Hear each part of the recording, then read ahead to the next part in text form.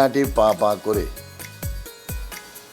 NTV একটা বিশাল মহিরুহে পরিণত হয়েছে।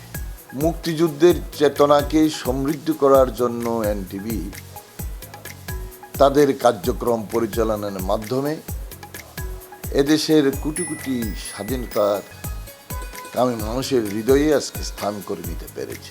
শিল্প সংস্কৃতির বিকাশের জন্য যে সমস্ত পদক্ষেপ গ্রহণ করা প্রয়োজন, আমি ব্যক্তিগতভাবে মনে করি এনটিভি 21টা বছর সে কাজগুলোই করে এসেছে।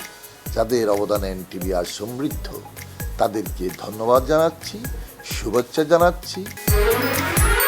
বর্তমান যে কম্পিটিশনের যুগ, এই কম্পিটিশনের সময়ে তথ্য প্রবাহের যে মাধ্যম ইলেকট্রনিক্স মিডিয়া, এনটিভি তার স্বমহিমায়, তার নিজস্ব স্বকীয়তায় এখনও টিকে আছে এবং প্রতিযোগিতায় অংশ নিয়ে একটা অবস্থান ধরে রাখছে। এর জন্য আমি মনে করি যে সমস্ত কৃতিত্ব এবং দাবিদার এনটিভির সকল কর্তৃপক্ষ। বস্তুনিষ্ঠ সংবাদ পরিবেশনের ক্ষেত্রে এনটিভি যা বিগত দিনে আপোষ করে নাই, সামনের দিনে আপোষ করবে না, এটা আমি প্রত্যাশা করি।